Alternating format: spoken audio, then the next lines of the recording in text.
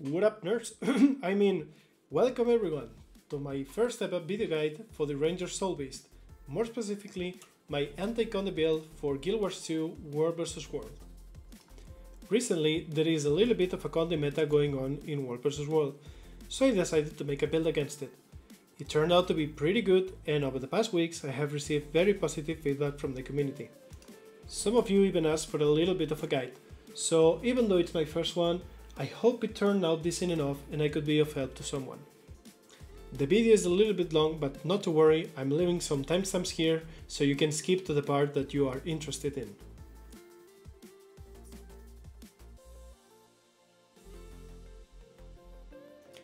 As always, I will drop a link to the build in the description and links to my other adventures with this build.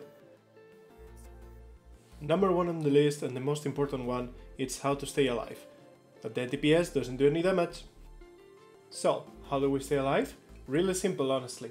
We have a combination of really good sustain from different sources, lots of dodges, mobility, stealth, some shields, and all of that paired with 2 stun and root breaks, one of them giving us also a big chunk of stability. And as you can see right here, we can always make use of stealth to reset the situation and think what to do next. Most of our sustain will come from nature's magic specialization, or talent tree as I like to call them.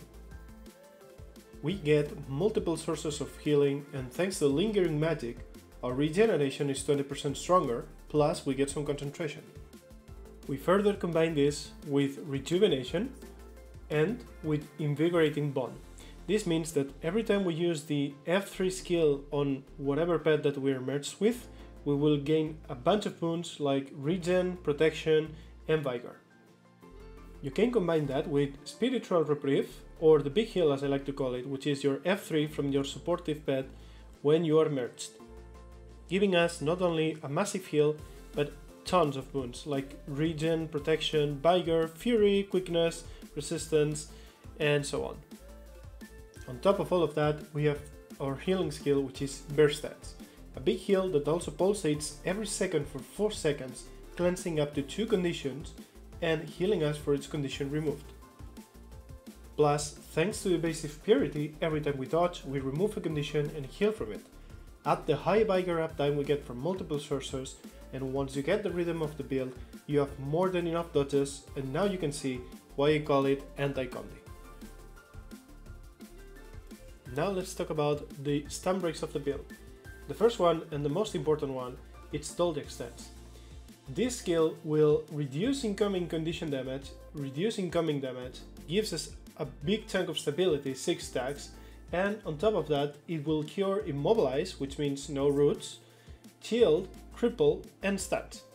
That is a massive defensive and the biggest one in the build. The next stun and root break we use is sliding reflexes. By using it, we do kinda like a leap backwards or disengage and gain some vigor and might. This plays an important role, giving us more consistency with vigor uptime, allowing us to keep dodging and cleansing conditions. With a bit of practice, you can also use it to reposition yourself and keep running in the right direction while avoiding some stuff. We can see the perfect example of what I was saying right here. Take a look.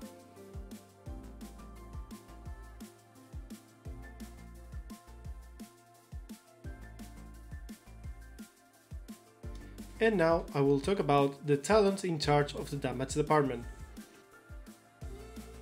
Most of our damage talents will come from skirmishing and Soulbeast tree lines, plus one talent called Bountiful Hunter from the Nature's Magic.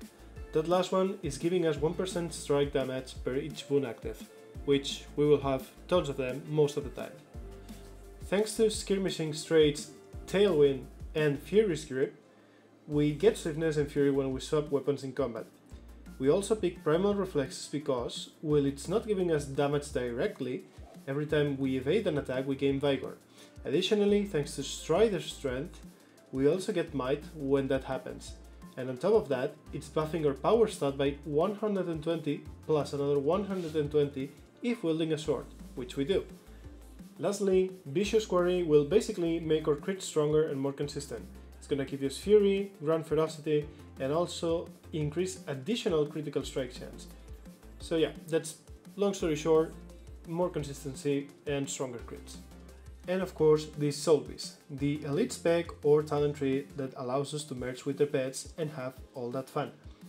First of all, we have Live Fast, which means that every time we use a beast ability, we gain offensive bonus, such as Fury and Quickness.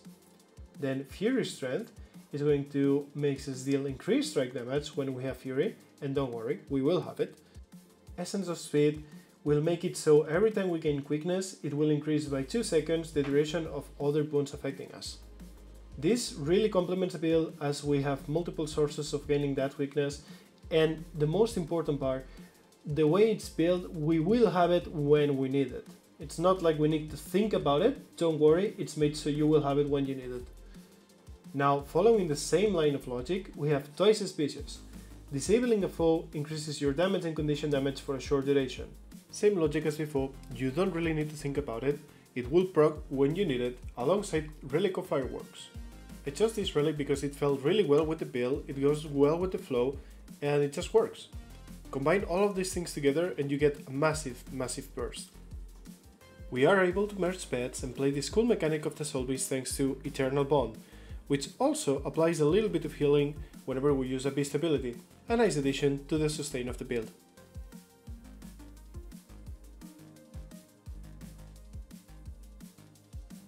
And now, going over the pet department, I have to talk about the mandatory pet of the build, the Smoke Scale. It's a ferocious type pet, and that means when we're merged with it, we have improved power and ferocity. The first important skill is the F2 or Smoke Assault. This is basically a free teleport with evasion into the target with multi-hit. Useful in many ways, many ways. The second one is the F3 or Worldly Impact. It's a big slam with a small AoE that does a lot of damage. Just be careful because it can be interrupted or cancelled.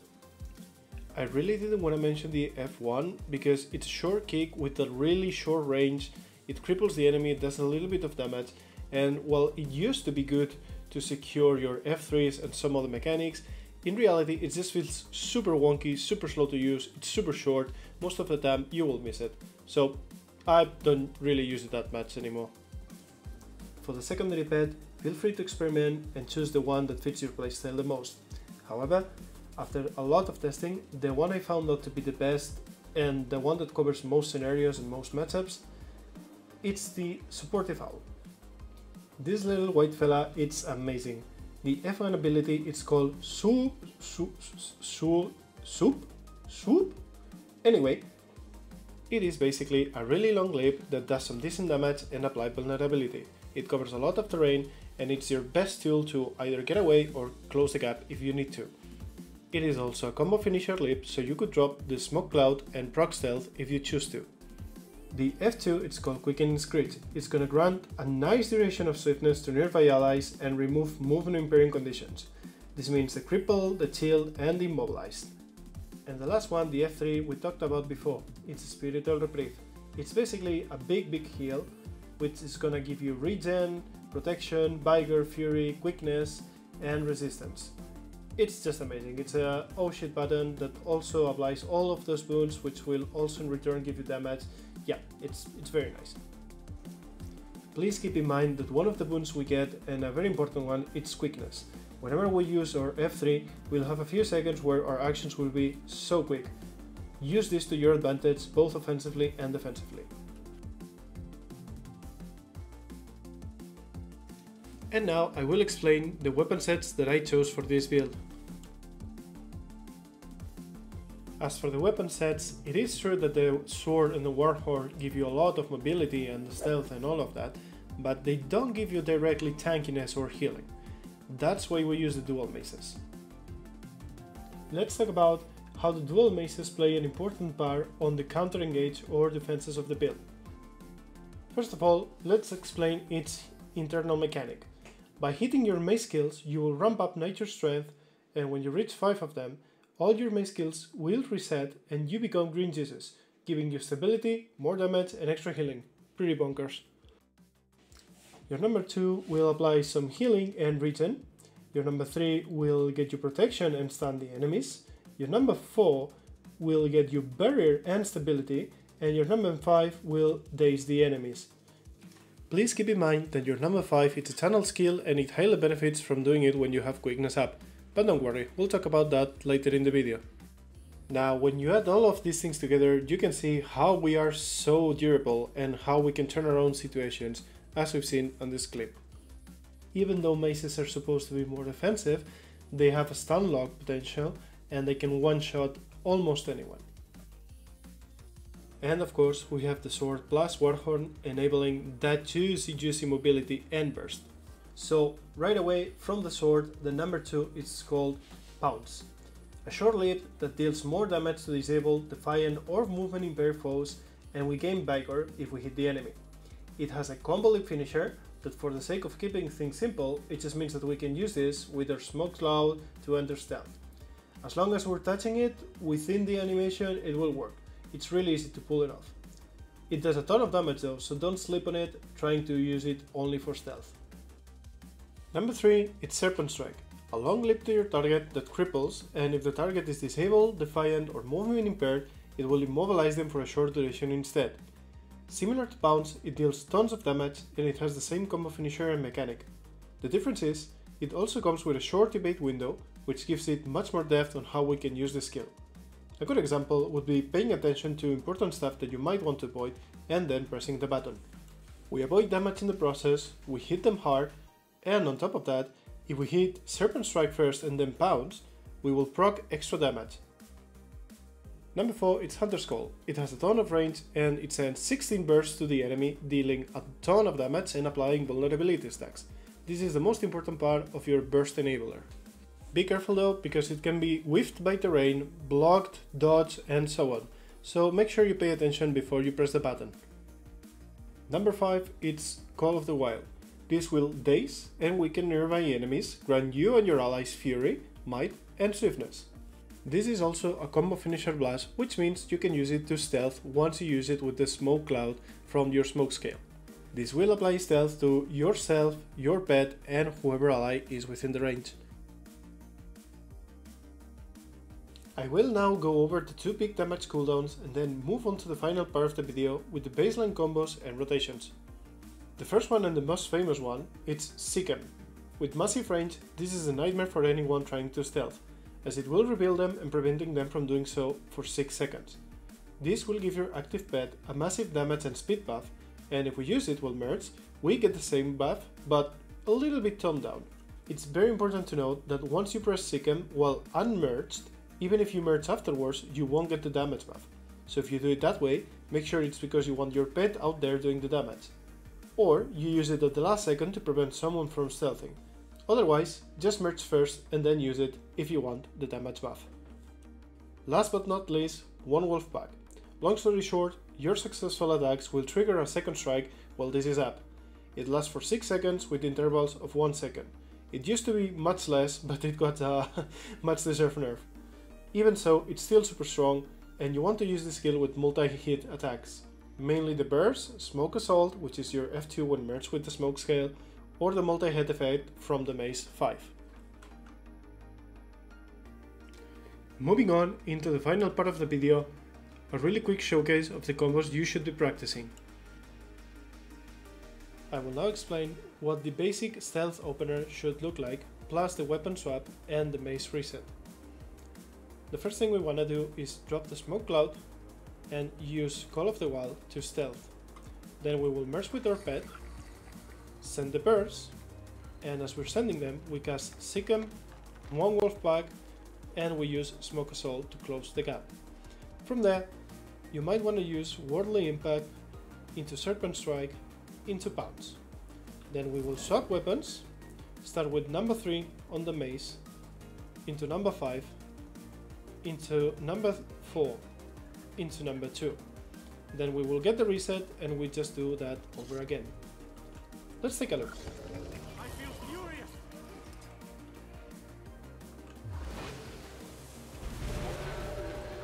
Second.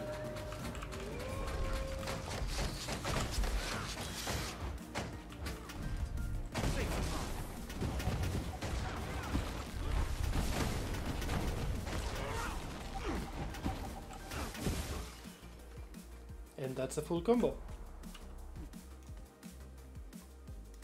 And now I'm going to show you the reverse combo.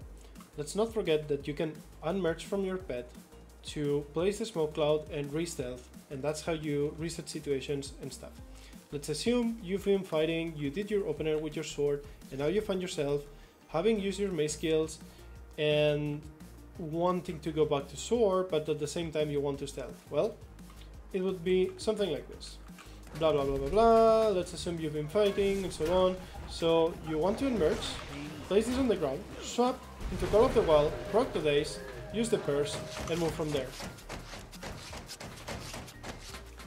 I feel furious. Now let me show you a small adaptation from the previous combo. This time, instead of casting Worldly Impact as soon as we are getting out of the Smoke Assault, we will do first Serpent Strike and then we'll mace swap into the stun into the Worldly Impact. This is done in cases where you really want to get this off since it's a lot of damage and you want to secure it. Let's take a look.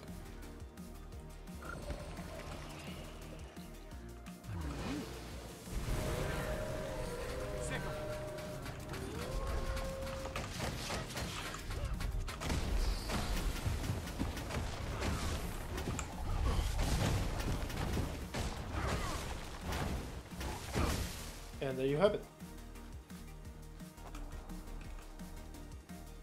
Sometimes in a fight, you might want to wait for some cooldowns back. A good way to stall is by stealthing 3 times. Yes, you can do that if you're quick. This combo requires a little bit of practice, but I'm gonna show it to you. First of all, you will place the smoke cloud, immediately use bounce to proc it, then you will untarget the guy, turn back, use Serpent Strike, and finally, right before the smoke cloud goes out, you will use Call of the Wild. That's 3 times stealth. Let's take a look. Ready for more.